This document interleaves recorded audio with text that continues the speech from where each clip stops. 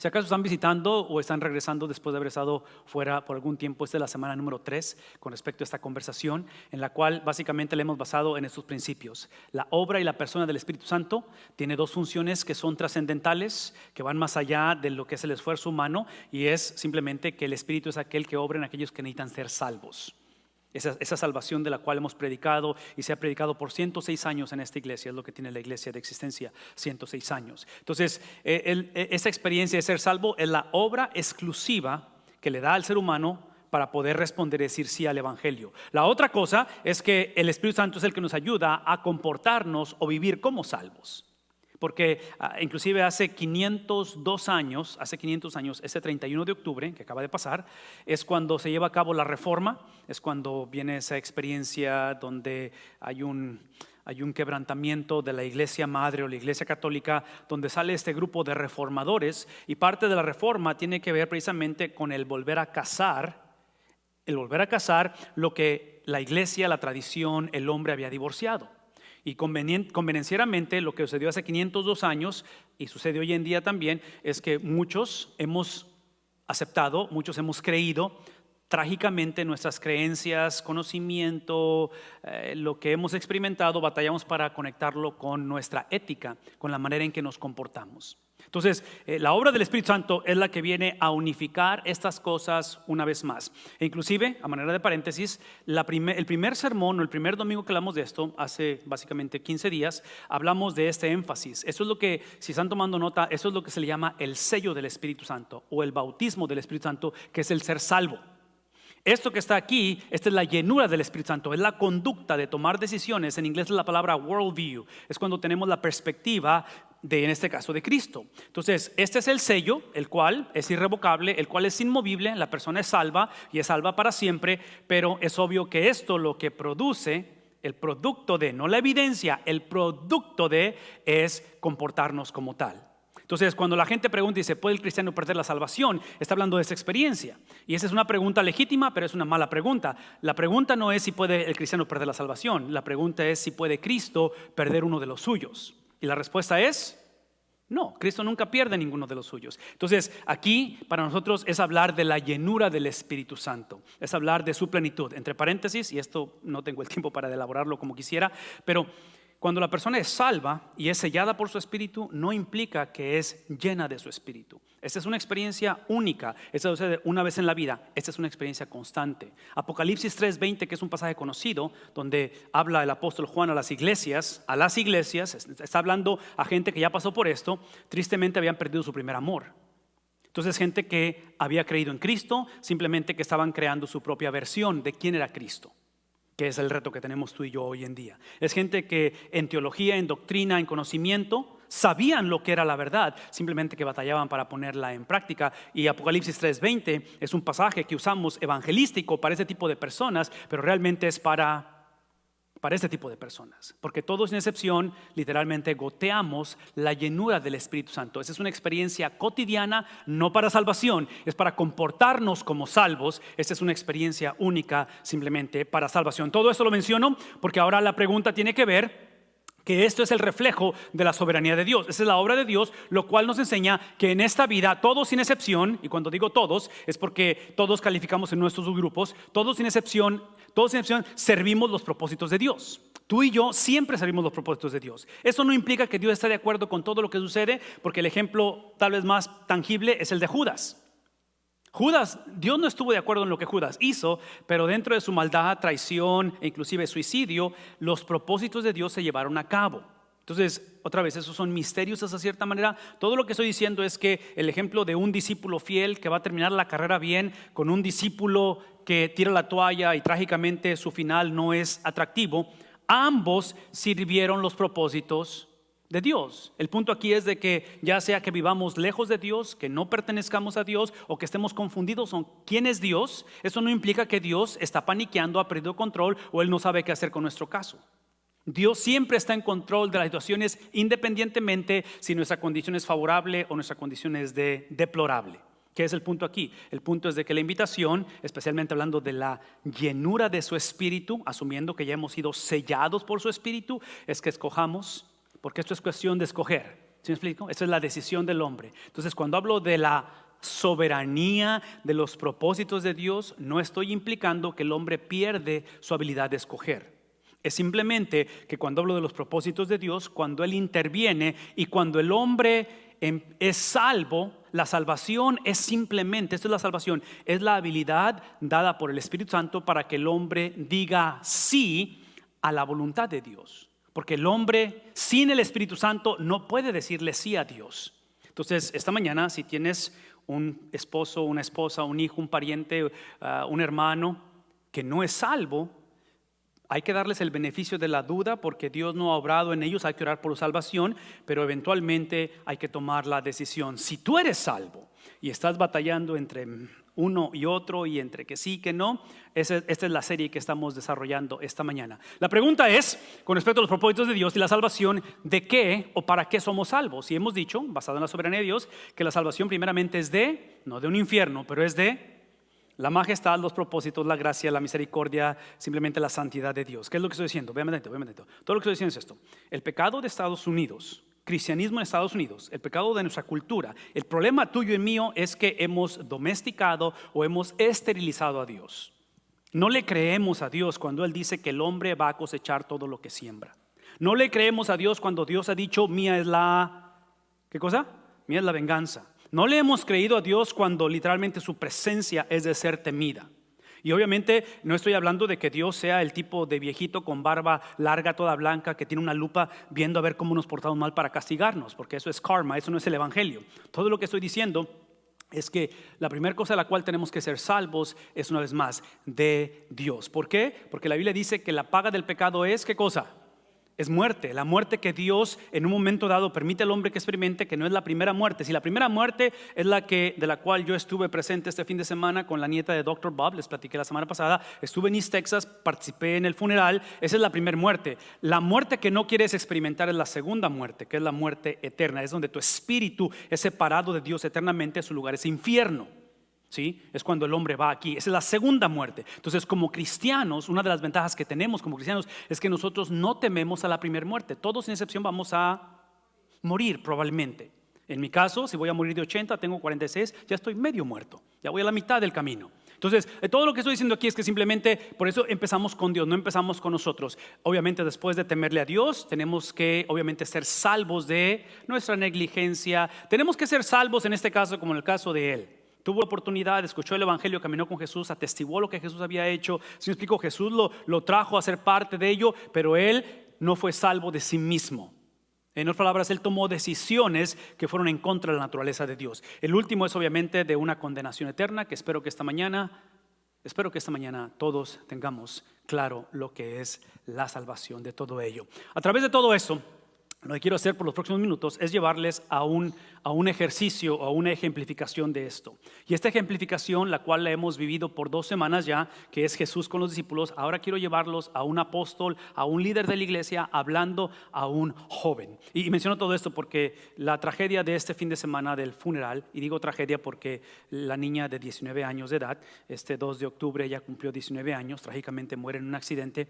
Y para mí es personal porque es una familia muy cercana a mí. Dr. Bob fue mi maestro, uno de mis primeros maestros cuando llegué a East Texas en el 92, ese verano del 92 a estudiar, y se convirtió en mi pastor, en mi mentor, de tal manera que esta niña, aunque no la conocí de cerca, la llegué a conocer una sola vez, pero para mí es familia. Entonces, el ver el funeral, el ver de todo lo que estaba haciendo ahí, una de las cosas que yo me di cuenta, y esto sucede para toda persona, es que típicamente, y ustedes observen, por ejemplo, ¿qué ejemplo uso? Steve Jobs. En cuestión de los productos Apple, pienso en los grandes compositores de la música, los genios de la música. Mucha de esta gente se ha hecho famosa o mucha de esta gente se hizo rica, inclusive dejan en sus testamentos después de que mueren. No sé si se han sabido de ello. Mucha gente está en el anonimato mientras viven y cuando mueren explota el producto que hicieron o la fama de ellos. Algo similar sucede cuando morimos. Entonces, a lo que me refiero es esto. Si mañana fuéramos a hacer mi funeral o tu funeral, mi pregunta es, ¿cuánto evangelio va a fluir en medio de ese funeral? Porque el ver el funeral desde el día de ayer y ver cómo la centralidad del evangelio, donde pastor tras pastor tras pastor pasó al frente a hablar del testimonio de esta niña a los 19 años, y no le quito absolutamente nada a ella de su entrega al Señor y su compromiso, en mi mente no pude evitar. Es el producto de los padres y el producto de los abuelos y el producto de, ¿me explico? En otras palabras, es el flujo, es la promesa de Dios que empieza a penetrar generaciones. Mi pregunta es, como cristianos, hablando de aquellos que ya hemos sido sellados por su Espíritu, pero batallamos con la llenura de su Espíritu, batallamos para comportarnos como cristianos, mi pregunta es, ¿somos nosotros la generación que trágicamente Dios tiene que brincar para volver a empezar otra vez? Porque pienso en la gente que salió del pueblo de Egipto, ¿recuerdan? La gente que sale de Egipto a la tierra prometida, Dios tuvo que brincarlos por su incredulidad y su rebeldía. Porque aun cuando habían sido otra vez salvos, no se comportaron como salvos. Entonces eventualmente Dios dice, ok, ¿quieres vivir en rebeldía? ¿Quieres vivir apatía con respecto a mi persona? Brincas esa generación. Como Dios es soberano y sus propósitos siempre se cumplen, y la tierra prometida era una de las promesas que Dios había hecho cientos de años atrás, esa promesa no iba a ser negociada. Es simplemente lo negociable es quién entra. Eso es lo negociable. Entonces, esta mañana cuando pensamos en esta experiencia, quiero que piensen en la segunda carta de Timoteo, que es donde quiero que vayan, segunda de Timoteo, capítulo 2. Es un pastor hablándole, llamado Pablo, un apóstol, un líder, un obispo, uno de los ancianos gobernantes, hablándole a un pastor joven, el cual él está en esa transición de la que estamos hablando, donde Pablo quiere asegurarse que este pastor joven no es la generación que Dios se va a brincar. ¿Sí? No queremos ser parte de la generación que Dios se brincó para cumplir sus propósitos. Y otra vez, como padre, a mis 46 años de edad, es obvio que oramos, no solamente porque yo no me aleje del Señor y yo mantenga esto, porque nadie está exento de poder llevar a cabo un alejamiento de Dios, pero a la misma vez oramos por nuestros hijos, oramos por los hijos de nuestros hijos, oramos por este evangelio que continúe fluyendo a través de ello. Por lo tanto, Pablo, hablando a Timoteo, le dice, reflexiona. Timoteo, en otras palabras, lo que está haciendo Pablo está diciendo, a lo mejor has caído en el error de dejarte reflexionar. Has caído en el error de que me has escuchado, pero no has reflexionado en lo que te estoy diciendo. Y este es el riesgo que encontramos hoy en día, sobre todo para los que crecimos o para los que tenemos hijos que están creciendo en la iglesia. Que en un momento dado la iglesia se convierte nada más así como vamos al Sam's, vamos al cine, vamos de vacaciones, texteamos. Vamos a la iglesia, es una de otras prácticas que hacemos, pero no hay ese componente es el componente de decidir. Decide reflexionar y tu decisión tiene que estar basado en lo que el Señor te va a dar. Y esto, lo que Él te va a dar es una comprensión de lo que estoy por enseñarte. Entonces, una vez más, Pablo como anciano, como hombre que ya está, decimos en español, curtido, ya ha conocido, ya ha sabido, ya ha experimentado, inclusive él que era perseguidor de la iglesia, también es un precursor de la iglesia. Pablo está reflexionando diciendo, este proceso de transición, esta experiencia de pasar la batuta a quien sigue, esta experiencia en la cual como joven, en este caso Timoteo, como joven, para que puedas terminar la jornada bien, es un componente de dos cosas. Es literalmente que el Señor es quien lo da. Esta palabra dará significa gracia. Es Dios dando algo que no merecemos, es su gracia, y la gracia produce trabajo. Una vez más, si esto están apuntando notas, necesitan apuntar esto.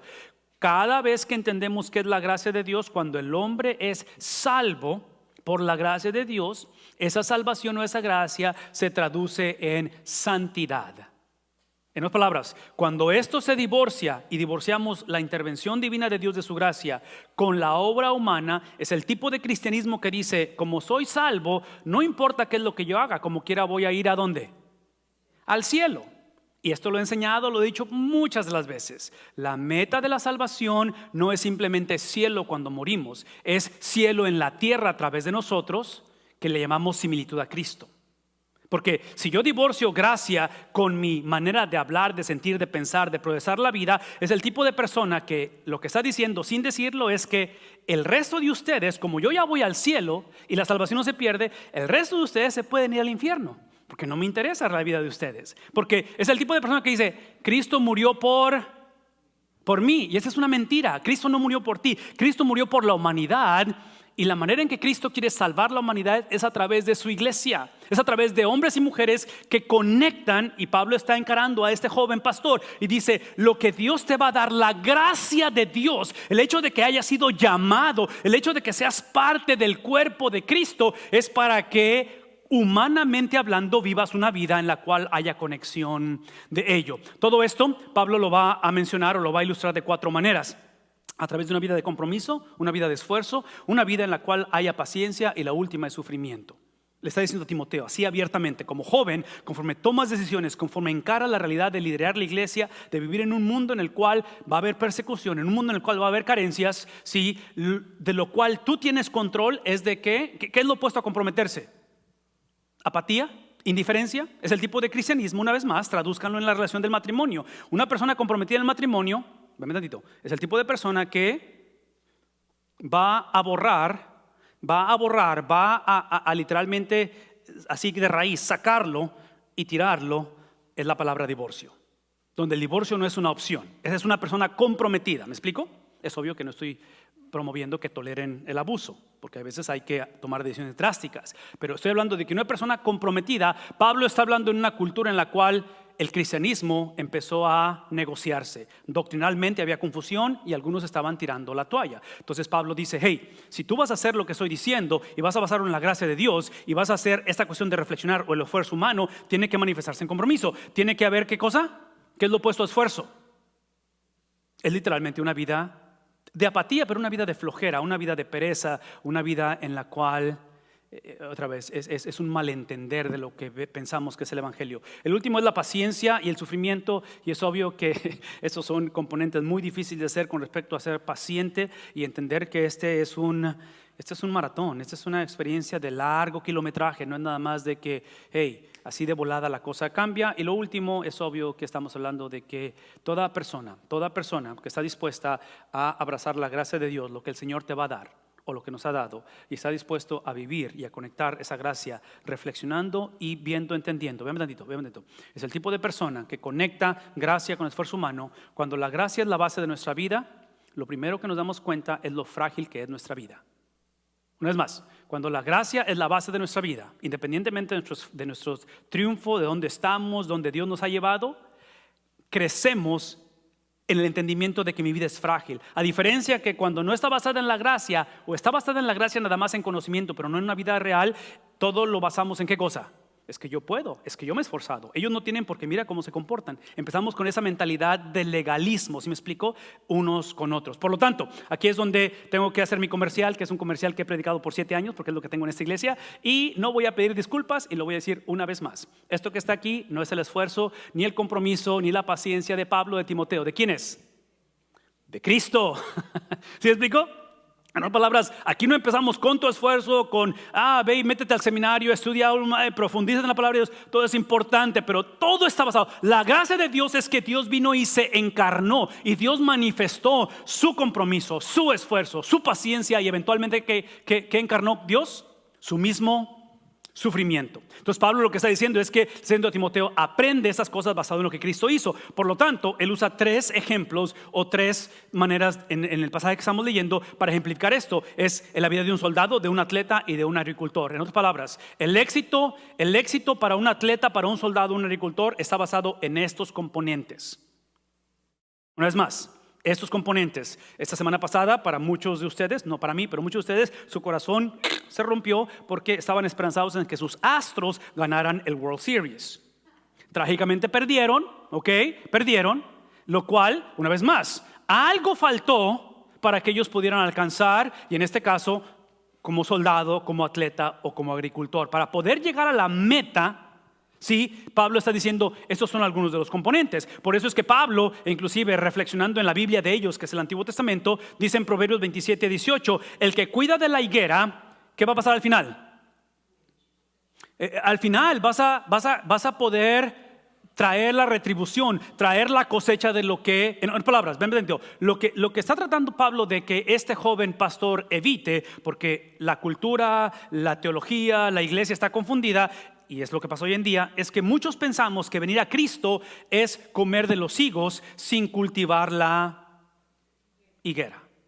Sí, ven lo que está pasando. Es el evangelio de la prosperidad. Cuando dices, yo soy cristiano, por lo tanto no me debe de faltar ni la higuera ni los higos. Y si por alguna razón no hay higos, no hay que comer, no hay que alimentar, sea físico, sea espiritual o emocional, como sea, empezamos a culpar a Dios, le echamos la culpa a Dios, cuando el problema no fue la higuera ni los higos. El problema es que no hicimos ¿qué cosa? No cuidamos, no fuimos mayordomos o responsables. Lo último dice, y el que vela por su amo, hablando de los soldados, el que vela por su amo recibirá ¿qué cosa? Honores. Y es ahí donde quiero que regresemos a este tipo de enseñanza. ¿Cómo lo hacemos? Aquí está, esta es la manera que lo hacemos. Versículo 1. Entonces, agarré el 7, ahora me regreso al 1. Estoy como empezando de atrás hacia adelante, ¿ok? El versículo 1. Así que tú, Pablo hablando a Timoteo, así que tú, hijo mío, ¿qué dice? En palabras, típicamente la Biblia es escrita combatiendo o en reversa o en lo opuesto de lo que ya está sucediendo. Pablo no está diciendo, véanme esto, Pablo no está diciendo, hijo mío, ojalá nunca dejes de esforzarte. Ojalá no pierdas ese, en inglés decimos ese drive, ese motor de arranque, ese empuje que tienes. Aparentemente, tanto como Timoteo como la iglesia habían perdido el esfuerzo. Y habían llegado a un momento en el cual empezaron una vez más a crecer en apatía, a crecer en una actitud en la cual no honra a Dios. Y dice, esfuérzate o fortalécete por la gracia la cual tenemos en Cristo Jesús. Una vez más, basado en la gracia, el hombre tiene que hacer ¿qué cosa? Ahora, esta cuestión de así que tú, por lo que leemos y lo que vemos, este es el capítulo 2 de segunda de Timoteo, hay primera de Timoteo, hay capítulo 1, hay un contexto que no tenemos tiempo para profundizarlo ahorita, pero ustedes obviamente lo pueden leer cuando vayan a su casa hoy en la tarde, pero el contexto es de que había una generación de cristianos que trágicamente se habían rendido, estaban otra vez negociando lo no negociable de la escritura y este es el riesgo y ese es el riesgo que tenemos hoy en día. Es gente que no necesariamente se mueve al ateísmo, de cristianismo a ateísmo, pero es el tipo de gente que se mueve de cristianismo a moralismo nada más, a simplemente una conducta que está bajo los contextos del cristianismo, pero el corazón, los labios, como el libro de Isaías, ¿sí? Ustedes me adoran con sus labios, pero su corazón está lejos de mí. Entonces, una vez más, aquí el componente es cazar, es volver a traer una experiencia única o total en cuestión de lo que hacemos con lo que creemos, en cuestión de nuestra conducta con nuestras creencias. Por lo tanto, dice el apóstol Pablo, así que tú, que te has mantenido fiel, que no te me has rendido, que no le entraste a esto del ministerio y ya te me echaste para atrás, así que tú has mantenido la doctrina, continúa fortaleciéndote basado en ¿qué cosa? Basado en el favor inmerecido que Dios constantemente nos da. Ese favor inmerecido lo traduce de esta manera: lo que me has oído decir. En otras palabras, el hecho de que tú seas uno de los que se han quedado, que no se han rendido, el hecho de que está basado en la gracia y por eso te esfuerzas, no es una otra, es los dos. Gracia, me esfuerzo, gracia, me esfuerzo. Está basado en la manera en que aprendes a ¿qué cosa? A escuchar. Entonces aquí está la pregunta, sobre todo para las solteras, sobre todo para los que estamos como padres criando solteras. Y estoy hablando de solteras, pero también solteros, pero especialmente solteras que escogen a un varón. Mi pregunta es, el varón que están escogiendo nuestras hijas para noviazgo, que eventualmente va a ser matrimonio, porque es lo lógico, ¿verdad? Mi pregunta no es si el chavo es cristiano, mi pregunta no es si el chavo es parte de este componente de que entiende la gracia y se esfuerza. Mi pregunta es, ¿quién en la vida del novio de mi hija, quién está escuchando él? ¿Quién lo está mentoreando? ¿Quién lo está discipulando? Porque esto es lo que sé, como hombre de 22 años de casado, es de que la clave del matrimonio en cuestión de la relación para que florezca, es que no es que se lleven bien, no es que se entiendan, todo es importante, pero es que cuando las cosas no empiezan a funcionar, la pregunta es quién está hablando, moldeando, discipulando. ¿A quién estamos escuchando? A alguien estamos escuchando.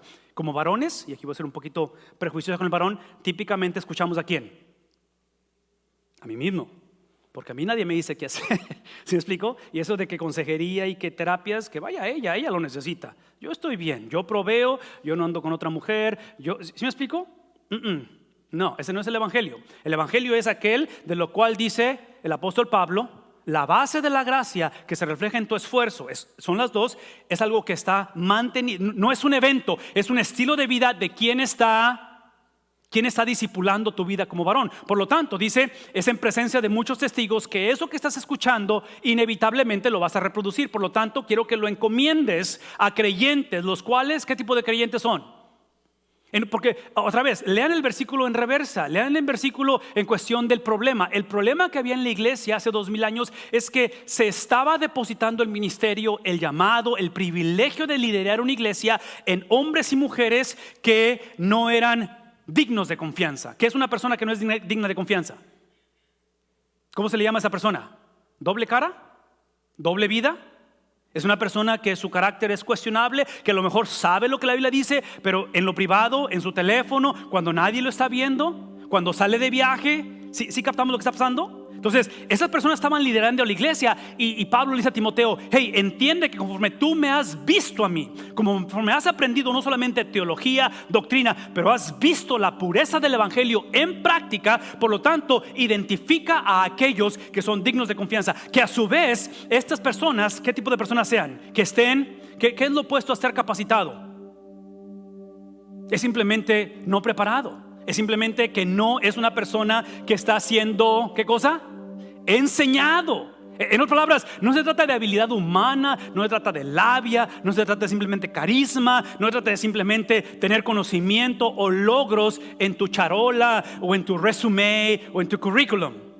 Se trata de cosas que solamente el Espíritu Santo puede formar en el ser humano.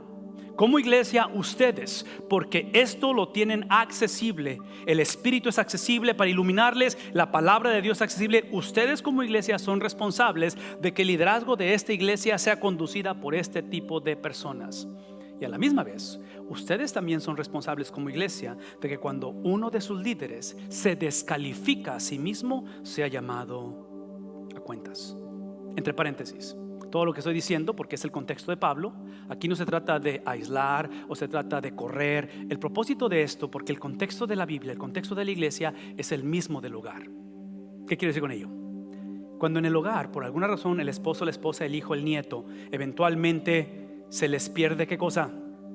La confianza, o eventualmente no quieren ser capacitados o preparados o entrenados para enseñar a otros, no los disciplinamos para correrlos de la casa. Los disciplinamos ¿para qué? Para fortalecer la relación en la casa, ¿verdad? La disciplina en la iglesia no es para ahuyentar, es para precisamente traerlo más cerca a la persona. Todo esto vemos que la meta de discipularnos unos a otros, Pablo dice, es para que deleguemos, para que multipliquemos y podamos, en ese componente es que el evangelio se esparce. Por lo tanto, comparte nuestros sufrimientos, le dice Pablo a Timoteo. ¿Qué está diciendo? Básicamente lo que está diciendo es esto, que toda persona que está dispuesto a vivir el número 2, versículo número 2, el número 2 no es la garantía de que las cosas van a cambiar. Va a sanar, vas a evitar el divorcio, y ojalá suceda, y seguimos orando por esas cosas. El versículo 2 está diciendo simplemente que lo que va a suceder es que pero cuando se haga presente el sufrimiento, el versículo 2 es simplemente el propósito del sufrimiento. Porque es trágico el sufrimiento, es trágico, y algunos de ustedes están pasando experiencias donde el sufrimiento ha sido inconcebible, irreversible. Pero es aún más trágico cuando el sufrimiento no tiene propósito. ¿Qué quiero decir con ello? Dame un ratito, esto lo quiero decir. Todo lo que quiero decir es de que el sufrimiento, a la luz de la Biblia, el cual es inevitable, todos pasamos por sufrimiento, tiene que ser el vehículo número 1 que Dios usa para moldearnos a similitud a Cristo. Hebreos 5:8. Cuando hablamos acerca de que Cristo fue moldeado, fue perfeccionado a través del sufrimiento, se los he dicho varias veces, es la vocación de Cristo y es la vocación tuya, de que en medio de las carencias, en medio de que la situación con el doctor no está cambiando, en medio de que la vemos envejecer a ella, en medio de que él no cambia, en medio de que hay rebeldía, en medio de que la situación económicamente tal vez no está mejorando, cualquiera que sea el caso, aprendimos que esto está basado en un Dios que es soberano, que él no paniquea, que él no pierde control de las cosas. Es el Dios que en medio de su control, él usa el sufrimiento tanto de Pablo como como de Timoteo, como de la iglesia, para llevar el evangelio a las naciones. No estoy promoviendo el evangelio del sufrimiento, no quiero que sufras, simplemente digo eso, que cuando, no sí, pero cuando el sufrimiento llegue, mi oración es de que la base de tu sufrimiento sea el versículo número 2. Mi invitación es de que como el sufrimiento es inevitable y todos lo vamos a pasar, mi invitación es que no trates de aprender este versículo en medio del sufrimiento, porque es muy difícil. La invitación es aprender estos principios antes de que sean necesarios.